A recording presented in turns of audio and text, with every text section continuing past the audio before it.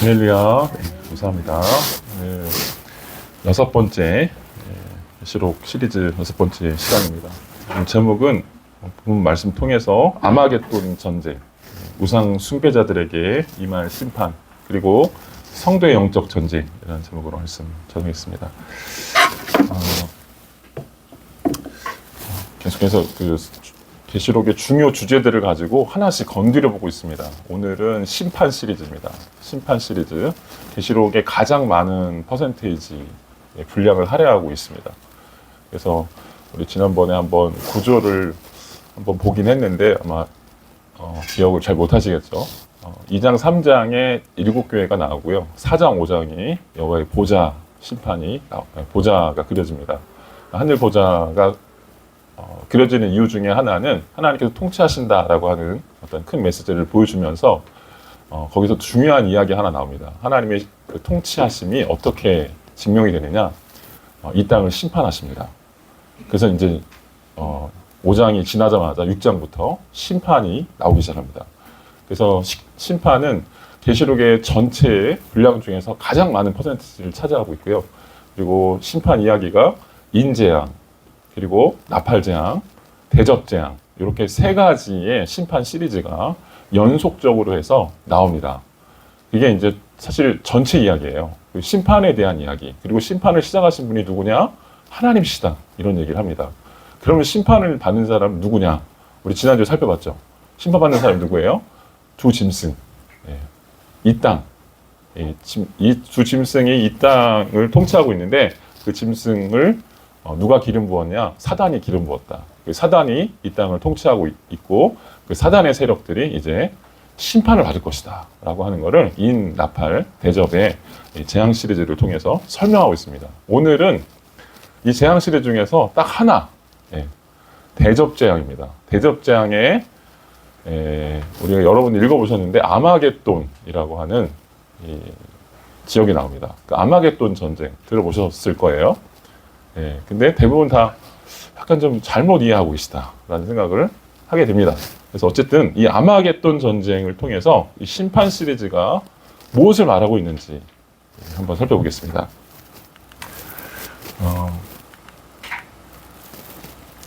이 아마겟돈 최후의 전쟁, 먼저 살펴볼 것은 아마겟돈이 과연 인류 최후의 전쟁인가 이렇게 생각해 볼 수 있습니다. 미국의 덴버 신학교 조직신학자 교수인 정성욱 교수님의 논문에 의하면 이분은 한국 교회의 요한계시록 해석에 있어서 가장 큰 영향을 미쳐온 것이 세대주의의 종말론이다.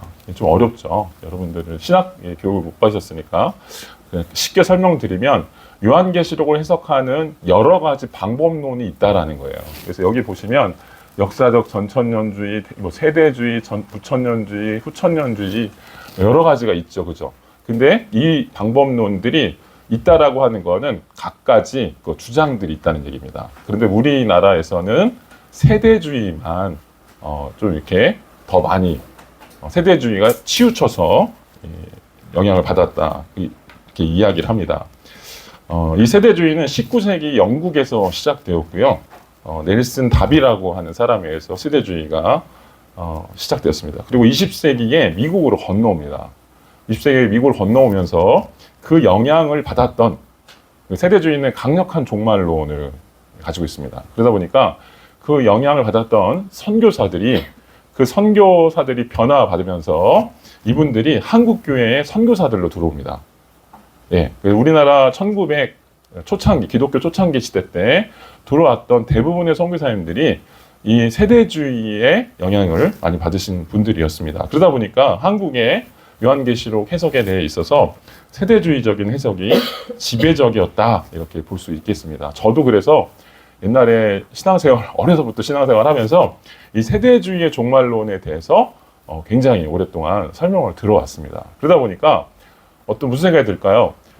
종말이라고 하는 것이 매우 피부적으로 와닿고, 그리고 주님이 곧 오실지 모른다라고 하는 그런 당장 이렇게 오실 수 있다라고 하는 이런 날로 이해하고, 또 하나는 이렇게 당장 주님이 오실 수 있다라고 하는 것들은 성경의 메시지입니다. 그러나 여기서 조금 주의하셔야 되는 거는 지구의 멸망, 예수님의 재림 자체를 지구의 멸망의 날로 이해한 나머지 큰 두려움에 사로잡혔던 때가 저에게도 있었다라고 하는 것들을 말씀을 드립니다.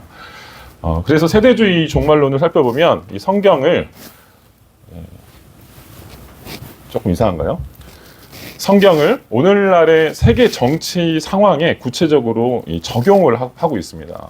그러다 보니까 이 아마존 전쟁이라고 하는 이것을 세계 3차 대전 이렇게 그것과 연결해서 세계 3차 대전이 일어나면 인류의 핵전쟁이 일어나고 그리고 인류가 종말을 맞을 것이다.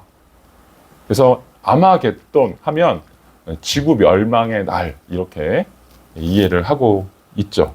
자, 이런 주장이 어디서 나왔을까? 제가 소개해 드릴게요. 이런 주장은 미국의 헬 린드세이라고 하는 분이 계십니다. 이분이 대유성 지구의 종말이라는 책을 썼습니다. 우리나라에도 옛날에 번역이 되었는데요. 굉장히 많이 읽혔고요. 미국과 한국 특히 여기서 굉장히 선풍적인 인기를 끌었습니다. 이분의 주장 중에 가장 대표적인 주장이 뭐냐면 마태복음 24장에 나오는 예수님의 종말 설교가 있습니다. 거기 종말 설교에 무화과나무의 비유를 말씀하십니다. 그 무화과나무의 비유에 보면 이런 구절이 있습니다. 뭐냐면 이 세대가 지나가기 전에 이 일이 다 이룰 것이다 라고 하는 메시지가 나옵니다. 근데 여기서 이제 이 세대를 할 린드세이는 이렇게 해석합니다. 어떻게 해석하냐면 한 세대는 40년 그리고 이스라엘 무화과나무의 잎이 연하여진다라고 하는 그 해석 자체를 무화과나무는 이스라엘이다 이렇게 이야기를 하면서 이스라엘의 재건국에 대해서 그것과 연결을 시킵니다. 그래서 1948년에 이스라엘의 이스라엘 다시 이렇게 재건된 것을 보면서 이것은 예수님의 무화과나무 비유가 성취된 것이다. 그래서 이제 그때로부터 이 세대의 40년의 기간이 그 안에 예수님이 오신다. 그래서 초창기에 이 책에서 뭐라고 말했냐면요. 1948년에 이스라엘의 재건이 있었기 때문에 1988년, 40년이 지난 88년에 종말이 그 안에 올 것이라고 이야기했습니다. 예, 이게 이제 린세이가 이야기한 그런 주장입니다. 근데 여기서 요즘 이제 최근에 학자들이 이런 세대주의에 대한 비판들이 많이 나오면서 이것이 조금 무리가 있는 해석이다라고 하는 게 뭐냐면 이 세대라고 하는 거죠. 이 세대는 1948년에서부터 시작되는 이 세대가 아니고 이 세대는 하나님 나라가 도래하기까지의 역사의 전 기간을 말합니다. 우리가 계속 살펴봤듯이 종말의 기간입니다. 예수님이 오신 초림부터 재림 때까지의 그 기간이 바로 이 세대라고 할 수 있는 것이죠. 그래서 이것은 이 세대라는 용어는 성경에 쓰여져 있는 종말론적 언어입니다. 종말을 설명하는 묵시 종말론적인 언어라고 학자들이 이야기를 하고 있는 것이죠. 그래서 1970년에 예고한 이 종말 시나리오, 지구가 종말할 것이다. 이제 그의 시나리오를 보면 이제 이스라엘의 재건부터 시작해서 이제 그 이후에 세계 정치가 아주 급변합니다. 급변하면서 지구가 네 개의 어떤 큰 강대국 중심의 네 개로 정치적인 세력권으로 재편이 되고 이들의 무력 충돌로 결국은 제3차 세계 대전이 일어날 것이다. 그것이 뭐냐? 아마겟돈 전쟁으로 이어진다라고 말합니다. 그래서 이 아마겟돈 전쟁에 이렇게 얘기해요. 린세이가 하는 얘기 중에 뭐냐면 아마겟돈 전쟁 16장에 이따 살펴보겠지만 16장에 전쟁이 아마겟돈 전쟁에서 일어나는데 중국의 2억 군대가 아마겟돈에 집결하게 될 것이다. 그리고 그곳에서 핵전쟁으로 치달아서 결국은 멸망에 이른다라고 하는 겁니다. 이게 이제 그가 주장하는 종말 시나리오라고 볼 수 있습니다. 지금도 제가 한번 찾아보니까 이분의 그 유튜브 사이트가 웹사이트와 유튜브 채널이 있더라고요. 지금도 이런 세계의 정세를 가지고 종말론을 해석하고 제시하고 있습니다. 근데 요즘 이제 시나리오가 많이 바뀌다 보니까 88년 이것도 바뀌었어요. 그래서 계속 틀린 것이 많다 보니까 계속 수정되고 있는 것으로 보입니다. 그러면 한번 이런 주장이 있다라고 하는 걸 말씀드리고요. 그리고 이제 이런 주장이 있다 보니까 미국에서 선풍적인 인기를 끌었다고 말씀드렸잖아요. 그러다 보니까 아마겟돈을 영화화가 됐죠. 그래서 아마겟돈이라는 말을 지구의 종말과 연결해서 영화가 되기도 했습니다. 그러면 한번 살펴볼 것은 두 번째로 아마겟돈 전쟁은 실제 전쟁을 말하는 것인가 아니면 상징인가 라고 하는 겁니다. 결론부터 말씀드리면 계시록의 전체 문맥을 살피면 아마겟돈 전쟁은 실제 전쟁으로 보기 어렵습니다. 계시록의 종말 이야기는 일단 첫 번째로 선과 악의 뚜렷한 구분이 되어 있어요. 그죠? 계시록의 전체적인 구조를 보면 하나님의 통치, 선이죠. 그리고 누구의 통치? 사단의 통치, 악이죠. 이 선과 악의 절대적인 대결 구조로 쓰여져 있습니다. 그러나 아마겟돈 전쟁이 일어나서 지구의 종말이 일어난다라고 하는 것은 선과 악에 대한 어떤 심판에 대한 이야기가 아닙니다. 누가 선인지 말하고 있지 않습니다. 그래서 어쨌든 그 계시록의 또 하나 이 전체 구조를 지배하는 것 중에 하나가 뭐냐면 성전 아래 하나님의 성전, 하나님의 그 하늘 보좌가 보이죠. 근데 그 하늘 보좌에 이 하늘 보좌는 성전으로 그려집니다. 근데 그 보좌에 누가 있냐면 순교당한 성도들이 그곳에서 기도하고 탄원합니다. 근데 그 기도가 메인 주제예요. 계시록의 이야기를 끌고 갑니다. 근데 성도들이 어떻게 기도하냐면 자기들의 피를 갚아달라고, 자기들이 이렇게 박해받은 것에 대한 어떤 탄원하는 그런 기도들을 하는 것이죠. 그래서 이것에 대한 응답으로 심판이 시작됩니다. 하나님께서 응답하셔요.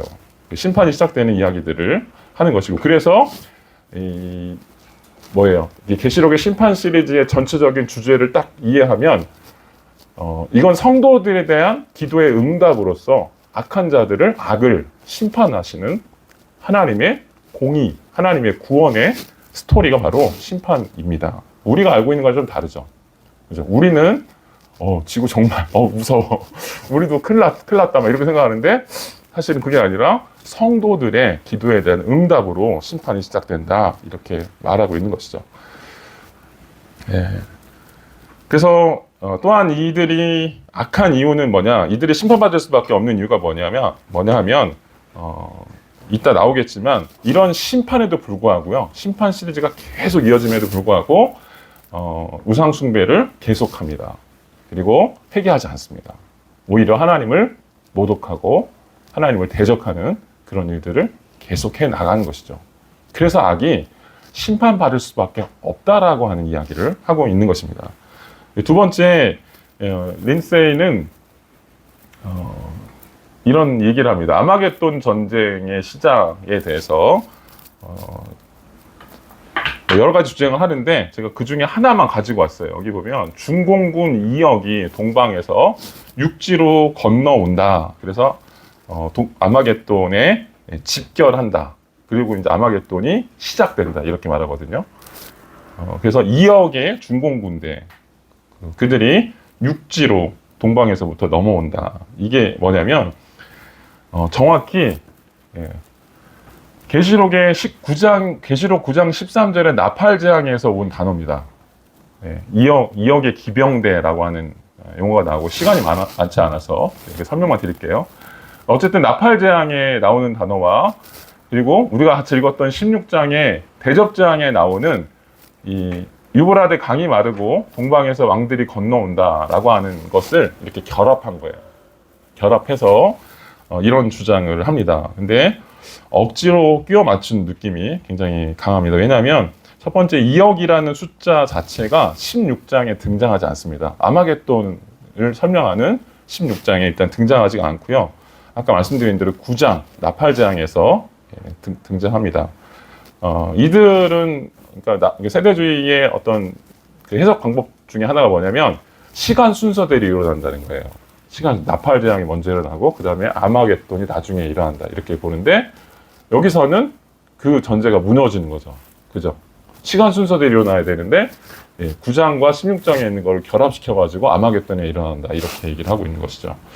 어쨌든 뭐 그렇다고 하더라도 100번 양보해서 그들의 주장대로 9장을 2억의 군대가 아마겟돈에 집결한다라고 보더라도 9장 내 내용을 보잖아요. 9장에 2억의 기병대가 등장하는데 2억의 기병대들은 문맥을 따라서 읽어보면 천사입니다. 하늘의 천사입니다. 왜 이렇게 설명했냐면 2억은 숫자로 표현하면요. 만입니다. 만이 두 개 있는 거예요. 옛날 고대 사회에서는 가장 큰 숫자가 뭐예요? 보통 만입니다. 지금처럼 이렇게 뭐죠? 억이나 뭐 조 이런 숫자가 없었어요. 주로 많은 숫자가 만이에요. 진짜 많다. 절대적으로 많다. 그게 만이에요. 근데 그거를 만만 쓴 겁니다. 그 오늘날 이 만만을 오늘날 숫자에서는 억이라고 하는 게 있죠. 2000년 전에 있었을까요? 없었습니다. 어쨌든 이런 식으로 이런 표현을 통해서 하나님의 심판이 매우 엄중하다라고 하는 것을 천사들의 숫자를 통해서 보여주고 있습니다. 또 하나 유브라데 강이 마르고 동방에서 왕들이 건너온다라고 하는 표현은 구약의 표현입니다. 여러분 구약에 보면 강이 마른 사건 뭐가 떠오르시나요? 강이 마른 사건, 바다가 마른 사건. 떠오르신 게 없나요? 강이 마른 사건, 홍해 사건. 여러분 홍해를 건널 때 어때요? 홍해가 갈라지고 바닥이 말라요.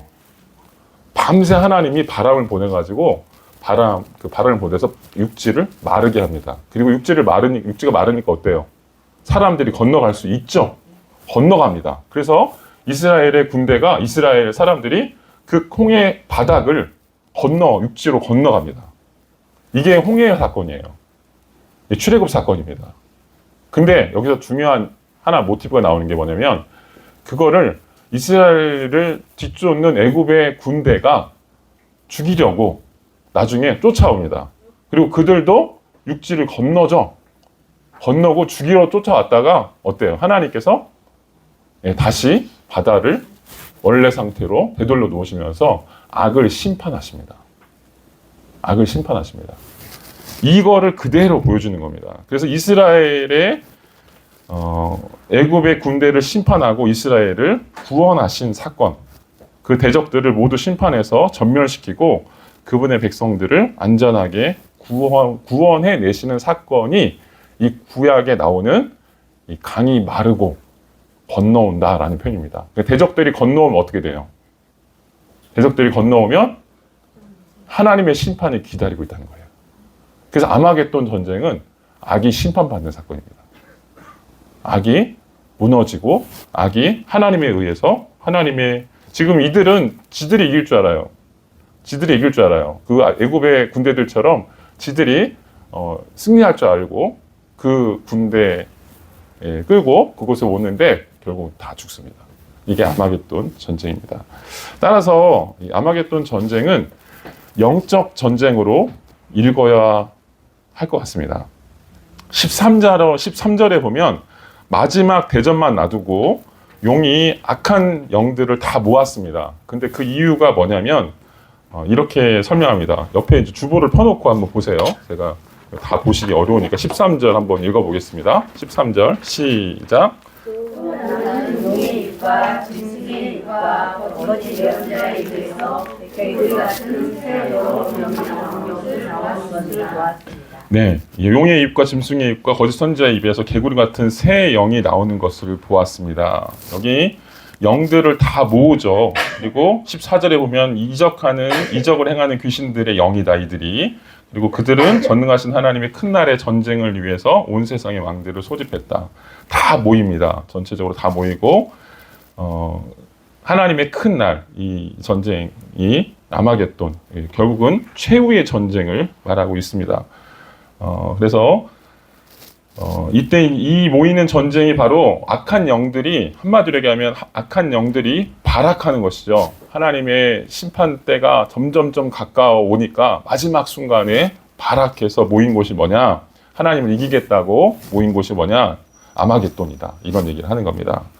그래서 이것이 영적 전쟁이다라고 하는 걸 알 수 있는 게 뭐냐면 영들이 모여요. 영들이. 예. 무기가 모이고 하는 게 아니죠. 영들이 모이는 겁니다. 그리고 또 하나 아마겟돈이라는 표현에서 이것이 영적인 의미가 있다라고 하는 걸 알 수 있습니다. 아마겟돈의 의미를 한번 살펴볼 건데요. 예, 아마겟돈은 하르마겟돈이라고 헬라어로 하르마겟돈이라고 합니다. 예. 예, 여기 하르마겟돈, 영어로는 아르마겟돈인데요. 헬라어는 하르마겟돈입니다. 근데 이거는 히브리어에서 온 겁니다. 히브리어에서. 다시 얘기하면 구약에서 온 표현이에요. 구약의 어떤 지명을 가리킵니다. 어떤 지명이냐면 무깃도입니다. 무깃도. 무깃도. 구약의 무깃도. 근데 이 무깃도, 하르라고 하는, 마겟돈이 무깃도고요. 하르라고 하는 표현에 대해서는 해석이 두 가지. 저는 이 두 가지를 다 지지하는 편인데요. 마운틴, 무깃도 산 이런 뜻이고요. 하르는 정관사 더 해서 더 무깃도, 그 무깃도라는 뜻입니다. 그러니까 계시록은 구약에서 말하고 있는 그 무깃도 또는 무깃도 산, 구약에서 말하는 그 무깃도를 그대로 가져온 표현이라고 하는 걸 알 수 있습니다. 그래서 이 무깃도는 왜 이 지역이 이렇게 이 지역을 이름을 그대로 가져왔냐면 구약에서 굉장히 유명한 지역입니다. 뭘로 유명하냐면 전쟁으로 유명한 지역입니다. 구약 이스라엘 땅을 보면 이스라엘의 성교 순례를 저는 안 가봤지만 가보신 분들 또는 공부를 제가 해보니까 이스라엘의 지형이 우리나라가 좀 다릅니다. 이스라엘은요 평지가 없어요. 다 어떻게 되는지 아세요? 이렇게 되어 있습니다. 이렇게 다 산지와 협곡으로 되어 있어요. 그래서 이렇게 협곡으로 내려간 제일 밑이 어디예요? 제일 밑에가 사해바다입니다. 지구 역사상 가장 낮은 곳이 사해바다예요. 그래서 물이 흘러내릴 수가 없어서 물이 갇힌 곳이 사해바다입니다. 그리고 이렇게 돼 있어요. 다 이렇게. 그리고 대부분 땅이 이렇다 보니까 이 이스라엘에서 평지라고 할 수 있는 곳이 무깃도입니다. 무깃도. 옛날 전쟁은 어디서 했죠? 다 평지에서 했습니다. 옛날 전쟁 장면 한번 떠올려 보세요. 옛날 전쟁 장면. 옛날 삼국지 같은 거 또는 뭐가 있을까요? 요즘 뭐 미드 시리즈 중에 왕자의 게임 같은 거 이렇게 보면은 전쟁을 어디서 하냐면요. 평지를 쫙 놓고 양쪽에 진영을 딱 세웁니다. 이쪽에 적군, 이쪽에 우리 편 해가지고 길게 늘어서서 평지 양쪽에 길게 늘어서서 준비했다가 시작하면 막 달려와서 죽을 때까지 싸우는 거예요. 이게 고대의 전쟁입니다. 고대의 전쟁. 이 전쟁이 언제 바뀌냐면요. 2차 세계대전까지 안 바뀌어요. 이 전쟁 스타일이요. 옛날에 미국의 독립전쟁 할 때도 보면요. 어떻게 싸우는지 아세요? 양쪽 진영, 남북의 군사들이 이렇게 다 양쪽에 진열해놓고, 그리고 거기서 총 쏩니다. 이렇게 총 쏘고, 서가지고 총 쏴요. 총 쏴서 다 맞아 죽어요. 근데 이제 그때 히트 쳤던 게 뭐냐면, 어떤 장교가, 야! 엎드려 쏴! 해가지고, 엎드려 쏴가지고 이겼다. 해가지고 그게 히트를 쳤습니다. 옛날 전쟁은 다 이랬어요. 이렇게 평지가 있어야 했습니다. 그 죽을 때까지 이 평지에서 싸우는 게 이 고대의 전쟁입니다. 이스라엘의 전쟁의 가장 좋은 땅이 어디였냐? 무깃도입니다. 그래서 구약을 보면 유명한 전쟁이 여기서 다 벌어집니다. 여기 한번 보시면 가나안 족속 사사와 드보라와 가나안의 사사기부터 전쟁이 나와요. 기드온과 미디안의 전쟁, 또 요시야 왕과 이집트의 바로느고, 결국 여기서 요시야가 또 죽어요. 성군인데 또 참 희한한 장면입니다. 어쨌든 이런 무깃도가 다 전쟁하는 장소로 나오고요. 사울이 또 블레셋과 싸운 곳입니다. 이렇게 전쟁의 스토리가 가장 많은 곳이 구약의 예, 무기또입니다. 그래서 무기또 하면 구약을 읽어보는 사람들은 뭘 알 수 있죠? 아, 이게 전쟁이다. 아니, 전쟁을 말한다라고 할 수 있습니다. 그렇다면 우리가 왜 구약의 이런 전쟁 스토리를 읽으면서 예, 교훈을 받을까요? 예, 다시 이런 전쟁이 우리에게 일어날 것이다 이렇게 생각하고 있는 게 아니죠, 그죠? 영적인 의미를 발견하기 위해서 그런 전쟁들을 살펴보는 것이죠. 그 성경이 말하는 영적 의미를 이해하기 위해서 우리가 그런 본문들을 읽고 하는 것처럼 지금 계시록에 나와 있는 무기또라고 아마겟돈이라는 표현도 영적 전쟁의 이미지를 잘 보여주고 있는 것입니다. 또 하나 제가 논문에서 밝힌 게 뭐냐면 엘리야 이야기와 굉장히 연결이 많이 되어 있습니다. 이 무기또 사건이 엘리야 스토리에 2번 등장합니다. 엘리야 이야기 굉장히 많다고 말씀드렸잖아요. 근데 그 중에 2번 등장해요. 그게 첫 번째가 열왕기상 18장입니다. 열왕기상 18장에 엘리야가 불 내린 사건, 이게 굉장히 중요한 사건이에요. 엘리야가 하늘에 바알 제사장 450명과 이렇게 대결을 해서 제단에 불을 내리는 사건인데요. 이 사건 후에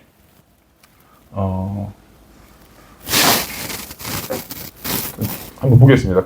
같이 읽어보겠습니다. 시작. 그러자 여호와의 불이 내려와 번제물과 나뭇가지와 돌과 흙을 태웠고 구덩이에 고인 물밭 온 백성들이 이것을 보자 엎드려 소리쳤습니다. 여호와 그분이 하나님이시다. 여호와 그분이 하나님이시다. 그러자 엘리야가 백성들에게 명령했습니다. 바알 예언자들을 붙잡으라. 한 명도 도망치지 못하게 하라. 그들은 바알 예언자들을 붙잡았습니다. 엘리야는 바알 예언자들을 기손 골짜기로 데려가 그곳에서 죽였습니다. 여호와의 불이 내렸어요. 그리고 그 불을 내리기 전에 엘리야가 너희가 어느 때까지 머무는 법 하겠느냐, 둘 중에 하나만 택해라 라고 이렇게 도전하죠. 하나님을 그렇게 업신여기지 말아라 이런 표현을 하는 거죠. 그러면서 이제 여호와의 불이 내려옵니다. 불이 내려와서 이 백성들이 그걸 보고 여호와 그분이 하나님이시다 이렇게 고백합니다. 백성들도 알아차린 거죠. 그리고 이제 하나님만 섬기겠다라는 그런 표현이에요. 어쨌든 이런 승리의 사건 이후에 뭐가 기록됐냐면 40절에 보면 엘리야가 백성들에게 명령했습니다. 바알 예언자들 다 붙잡아라. 한 명도 도망치지 못하게 하라. 바알 예언자들을 붙잡고 엘리야는 바알 예언자들을 기손 시내가로 데려가 그곳에서 죽였다 이렇게 표현합니다. 여기서 말하는 기손 시내가요, 다른 말로 무기또 시내라고 불립니다. 그러니까 여기가 무기또예요. 다시 얘기하면 엘리야 이야기에 무기또 심판 사건이 나오고 있는 겁니다. 예. 그리고 나중에 이 최후의 전쟁도 어떻게 그려지냐면 하늘에서 불이 떨어져서 다 죽어요. 뭐죠? 예. 엘리야의 심판 이야기를 그대로 가져와서 이렇게 설명하고 있는 것이죠. 두 번째는 뭐냐면 하나 더 나오는데요. 열왕기 하 10장에 나옵니다. 열왕기 하 10장. 열왕기상 22장부터 아합 집안이 심판당하는 게 그려집니다. 제가 지난번에 한번 설명드리긴 했는데 미가야의 환상, 사오장 설명하면서 엘리야의 그 이야기 중에도 하늘 보자 환상이 나온다. 그래서 미가야라고 하는 선지자가 하늘 보자 환상을 보면서 아합이 아합이 심판하는 그 장면을 보여주는데요. 아합이 어떻게 심판받죠? 네, 다 까먹으셨어요. 네, 괜찮습니다. 미가야가 하늘 보자 심판을 보니까 어떤 회의가 열렸어요. 어떤 회의가 열렸냐면 아합을 어떻게 하면 죽일까 이런 회의가 열렸어요. 근데 어떤 영이 와가지고 제가 하겠습니다 이러면서 어떤 계략을 펼치는데 그 어떤 계략이냐면 선지자들의 입에 거짓말하는 영을 집어넣어가지고 결국은 아합이 그 얘기를 듣고 전쟁에 나가서 죽게 만들겠다 이런 얘기를 합니다. 오늘 아까 보면 계시록의 16장 12절 13절 14절 보면 거기도 보면 비슷한 얘기가 나와요. 그죠? 예, 영들이 나와서 개구리 같은 영들이 나와서 다 왕들이 집결해서 전쟁터에 나가는, 지금 아합도 전쟁터에 나가서 죽습니다. 죽어요. 그리고 여기서 끝나는 게 아니라 아합만 죽는 게 아니고요. 아합 집안 전체가 열왕기 하에서 다 몰살당합니다. 몰살당하는데 어떻게 죽냐면 열왕기하 10장에 보면 아합의 집안이 멸망당해요. 아합에게는 70명의 아들이 있었습니다. 7이라는 숫자는 완전수예요. 10도 완전수입니다. 7과 10의 완전수를 사용해서 아합이 인간적으로 절대 왕권을 구축했다라고 하는 걸 보여주고 있어요. 그죠? 고대 왕국에서 아들의 숫자는 절대 왕권을 의미하는 숫자라고 볼 수 있습니다. 그러니까 자기가 죽어도, 이게 이제 아합이 죽었으니까 그 후에 이제 왕들이 나오면 되잖아요. 근데 하루 아침에 죽습니다. 이게 하나님이 인간 세상을 향해서 보여주시는 하나님 없는 권력, 악에 대한 심판 메시지를 말하고 있는 겁니다.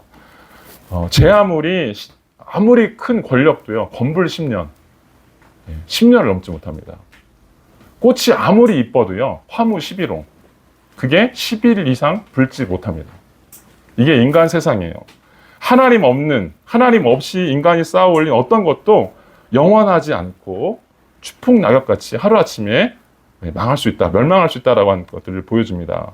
아합은 자기가 절대 왕권을 누리고 성공할 수밖에 없는 그런 시스템들을 다 구축해 놨습니다. 그리고 70명의 아들까지 다 낳았어요. 근데 그날 어떻게 되냐면 하루아침에 이게 무너집니다. 어떻게 죽냐면요, 하나님께서 예후라는 왕을 새로 기름 붓고 예후를 통해서 심판하게 하십니다. 어떻게 심판하시냐면 아합에게는 70명의 아들이 있었는데요, 예후가 신하들에게 이야기하자 신하들이 너희들이 죽기 싫으면 아합의 자식들을 다 죽여가지고 가지고 와.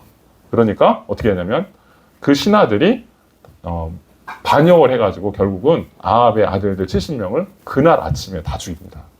다 죽여서 바구니에 싸가지고 목만 가지고 예후한테 바칩니다.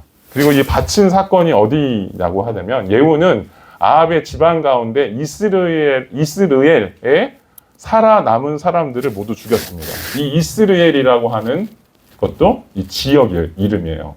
근데 이 지역이 역시 뭐냐? 무깃도입니다. 무깃도입니다.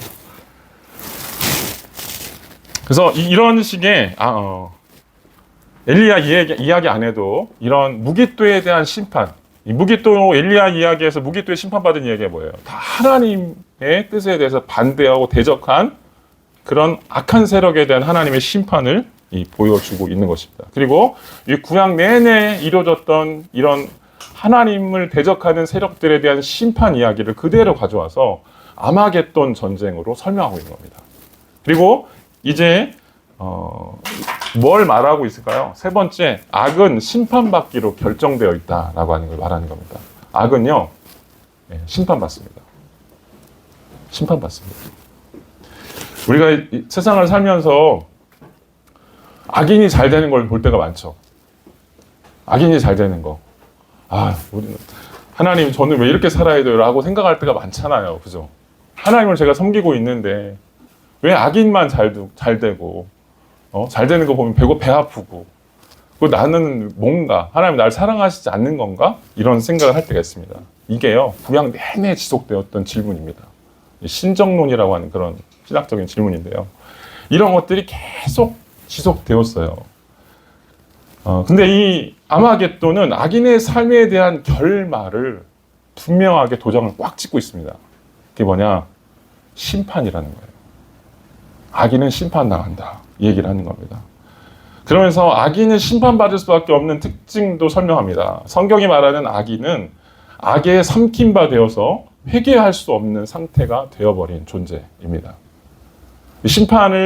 이런 심판이 계속됨에도 불구하고 마지막 최후의 심판까지 악인들은 회개하지 않습니다. 오히려 더 하나님을 모독하고 대적하는 일에 몰두합니다. 그래서 이 악인들은 심판을 재촉하는 삶에 불과하다라고 하는 것들을 말하고 있는 것이죠.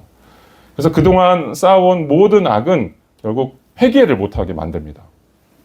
마침내 심판을 불러올 수밖에 없는 악순환으로 빠져들게 하는 것이죠. 그래서 하나님 없이 인간이 세운 모든 안전판들은요, 뭘까요? 돼지가 점점점 살이 차오르면 어떻게 되는 거예요? 이제 도살장에 끌려갈 날만 남은 겁니다. 이런 이야기를 하고 있는 거예요. 그래서 이런 악인의 형통에 대해서 믿음으로 이런 이야기를 하는 게 뭘까요? 하나님의 살아계심을 믿으라는 거예요. 믿고 우리가 어떻게 살아야 되는 거예요? 예. 선으로 악을 이기라는 거예요. 선한 싸움을 싸우라라고 말하고 있는 것이죠. 톰 라이트가 악에 대한 하나님의 진노의 두 가지 내용에 대해서 말하고 있습니다. 그는 이렇게 얘기했습니다. 첫째, 하나님은 인간의 악이 작용해 스스로 멸망을 거두어들이게 하신다. 즉, 하나님은 악을 마음껏 저지르는 인간에게 부응하게 해서 악을 심었으니 멸망을 거두게 하신다. 예, 인간 스스로 악을 심었으니 결국 악을 거두게 만드신다라고 하는 거예요. 두 번째, 하나님은 악의 상황이 일정 수준 임계점을 넘어서면 직접 개입하십니다. 직접 개입하셔서 중단하시고 타임을 외치십니다. 이 타임을 외치시는 때가 언제예요? 예. 성도들을 구원하시는 때입니다. 아멘? 그리고 이 하나님께서는 이 세상의 사악함을 끝장내십니다. 시편 1편 4절에 보면 이렇게 말합니다. 악인은 그렇지 않으니 그저 바람에 나는 겨와 같도다. 그러므로 악인들이 심판을 받을 때 죄인들은 의인의 모임에 참석하지 못하리라. 의인의 길은 여호와께서 보호하시나 악인의 길은 망할 것이다. 이렇게 말하고 있는 것이죠. 오늘 본문 말씀을 통해서 우리가 생각해 볼 게 있어요. 그게 뭐냐면 우리에게 아직 남겨진 싸움이 있다라고 하는 거예요. 여전히 남겨져 있다라고 하는 것이죠. 오늘 본문을 포함해서 요한계시록 전체가 설명하고 있는 성경 전체의 메시지가 뭐냐면 우리는 이미와 아직 사이를 살고 있다는 거예요. 이미 하나님 나라가 도래했습니다. 이미 종말의 구원자가 나타났습니다. 그러나 아직 완성된 것이 아니라라고 말씀하고 있는 거예요. 그래서 우리가 이미와 아직 사이에서 여전히 이런 영적 전쟁 안에 있다라고 하는 거예요. 영적 전쟁 안에 살고 있습니다. 여기에는 악한 영들이 존재합니다. 인생을 살면서 정욕이 존재해요. 욕심이 존재합니다. 하나님을 따르면서도 우리가 그것을 넘어질 때가 굉장히 많죠. 그것들이 우리를 유혹해서 계속 믿지 않는 자처럼 살아가게 만들고요. 넘어뜨리는 일들이 많이 있다라고 하는 것이죠. 이러한 영적 전쟁이 우리에게 있다라고 하는 사실을 요한계시록이 설명하고 있는 겁니다. 14절은 우리가 싸우고 있는 대적이 귀신들의 영이라고 말하고 있어요. 귀신들의 영. 에베소서 6장 12절도 이렇게 말합니다. 우리의 싸움은 혈과 육에 대한 것이 아니라 권력들과 권세들과 이 어둠의 세상 주관자들과 하늘에 있는 악한 영들에 대한 것이다. 아멘. 이 영적 전쟁을 잘 수행하기 위해서 하나님께서 방법을 알려주십니다. 어떻게 하면 영적 전쟁에서 승리할 수 있는 줄 아니? 이게 15절이에요. 15절. 중요한 말씀입니다. 같이 한번 읽어보겠습니다. 시작. 깨어서 자기의 옷들을 지켜 벌거벗은 채로 다니지 않고 자기의 수치를 보이지 않은 사람은 복이 있다. 여기서 도둑같이 온다라고 하는 표현과 깨어 있어라라고 하는 표현이 굉장히 중요합니다. 이 도둑같이 온다라고 하는 표현은요, 성경 내내 나옵니다. 요한계시록만 나오는 게 아니에요. 계속 나와요. 그러니까 영적인 의미라는 거죠. 영적으로 깨어 있어라라고 하는 거죠. 그리고 교회를 향해서 지금 영적 전쟁 중이다라고 하는 것들을 알려주는 겁니다. 여기 나와 있는 도적같이 오니 깨어있어라라고 하는 이런 표현들이 사실 우리가 그동안 살펴보았던 2장, 3장에 나오는 7교회 이야기에도 똑같이 나옵니다. 똑같이 나옵니다. 이게 교회에게 하신 말씀이에요. 영적 전쟁 중에 있다라고 하는 것들을 말하는 것이죠. 그래서 4대 교회를 보면 4대 교회를 향해서 주님이 이렇게 얘기하십니다. 내가 도둑같이 올 것이니 옷을 더럽히지 말아라. 흰 옷을 지켜라. 똑같죠? 예수님께서 오늘 오실지도 모른다라는 종말론적인 그런 신앙을 가지고 있으라는 거예요. 그리고 어떻게 살아야 되느냐? 옷을 지키래요. 옷을. 어떤 옷? 어떤 옷? 이 계시록에서 옷에 대한 의미가 굉장히 중요하게 나옵니다. 이거는 설교를 따로 해야 돼요. 결론만 얘기하자면 예수 그리스도로 옷 입으라는 겁니다. 예수 그리스도로 옷 입으라는 거예요. 그리스도의 말씀 안에서 하루하루를 깨끗하고 정결한 흠이 없는 삶으로 네 행위들을 고치면서 회개하며 살아라. 이런 이야기를 하고 있는 것이죠. 그래서 오늘 본문에도 보면 벌거벗으면 안 된다 이런 표현을 하고 있죠. 벌거벗으면 안 된다. 옷을 입으라는 얘기예요. 예, 옷을 입어라. 그리스도로 옷 입으라는 겁니다. 우리가 그리스도로 입지 않고 세상의 어떤 유혹을 쫓아서 살아가는 경우가 많이 있습니다. 그죠? 예, 많이 있습니다. 세상의 메시지에 현혹되어서 미혹되어서 그리스도로 옷 입고 살면 이것이 구원이라고 생각하지 않고 내가 만든 그런 안전판들, 이게 뭐예요? 세상의 성공과 부귀 영화 이런 것들이 있으면 내가 구원 얻을 수 있을 거야. 그것이 나의 옷이야. 이렇게 생각하는 분들이 있죠. 이게 벌거벗었다라고 예수께서 말씀하시는 것입니다. 그래서 이런 기복주의와 물질주의적인 그런 기독교를 따르지 말고 참 기독교의 정신을 놓치지 말아라 이렇게 말하고 있는 것이죠. 마지막으로 영적 전쟁의 실제에 대해서 한번 살펴보고 마치도록 하겠습니다. 영적 전쟁의 실제, 감사도 영적 전쟁입니다.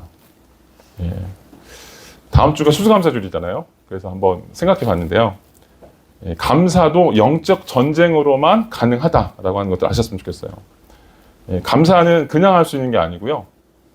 영적 실력이 있어야만 감사할 수 있습니다. 원래 우리는 감사절이 되면 보통 한번 생각해 보게 되잖아요. 뭐가 감사한 게 있지?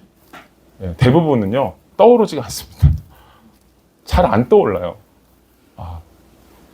그죠? 이 감사는 왜 그러냐면, 원래 우리는 좋은 일이 있어야만 감사할 수 있다.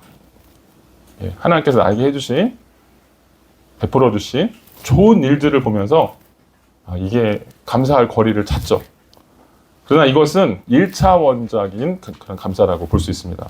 일이 잘 되고 성공을 해야만 할 수 있는 것은요, 그리스도인이 아니어도 할 수 있어요.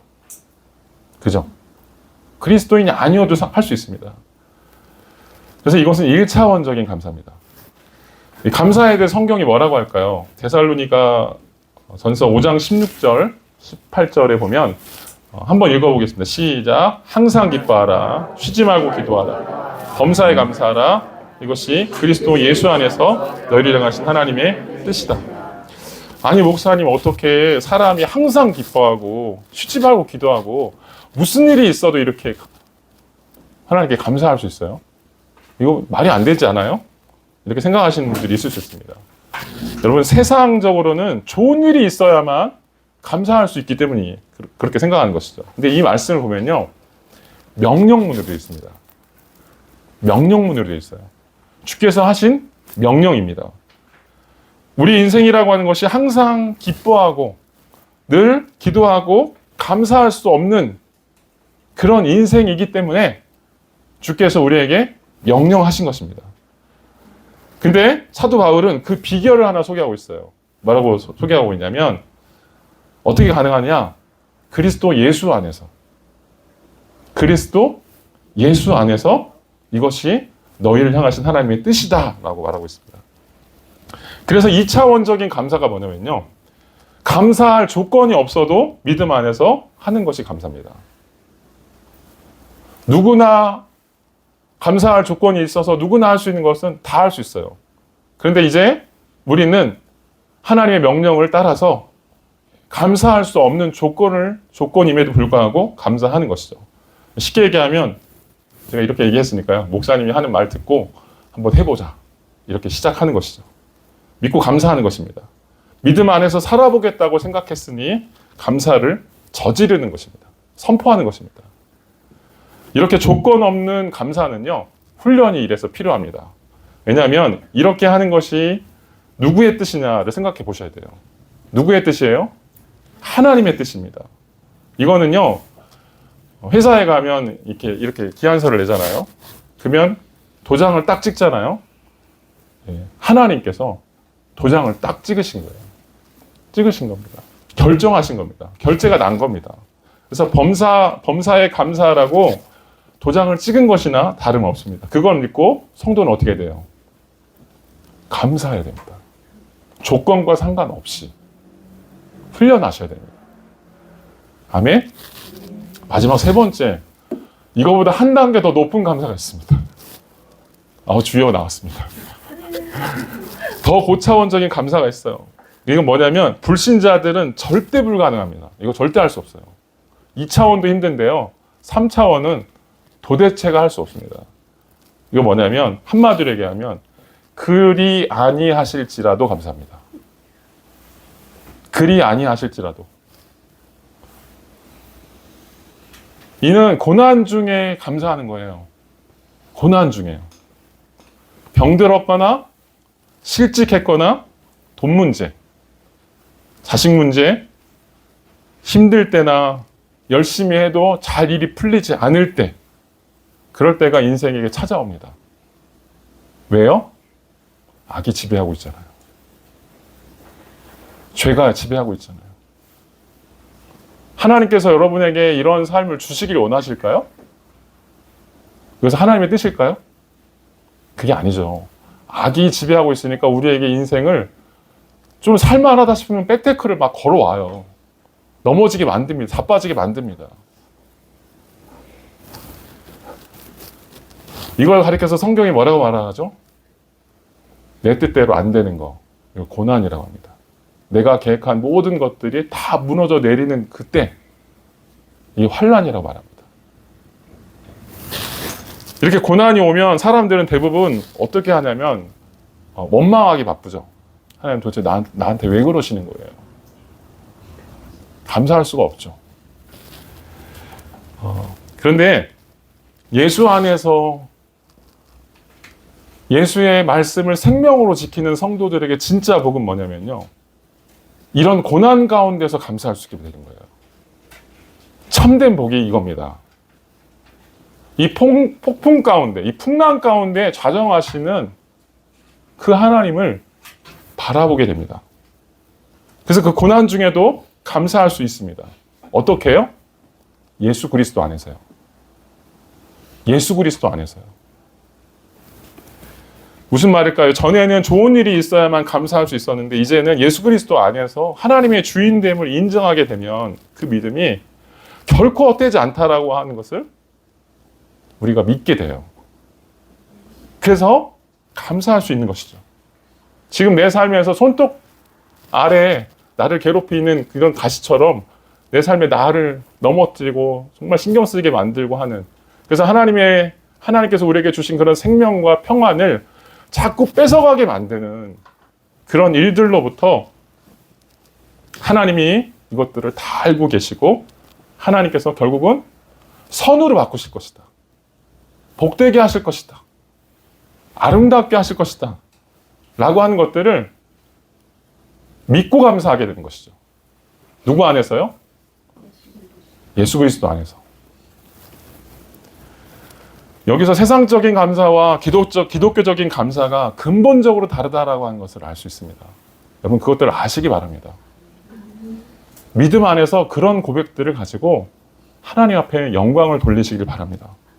세상적인 감사는 내가 이룬 것, 내가 성취한 것, 내가 얻은 열매로 감사하는 거예요. 그러나 기독교적인 감사는요, 내가 이룬 게 아니다.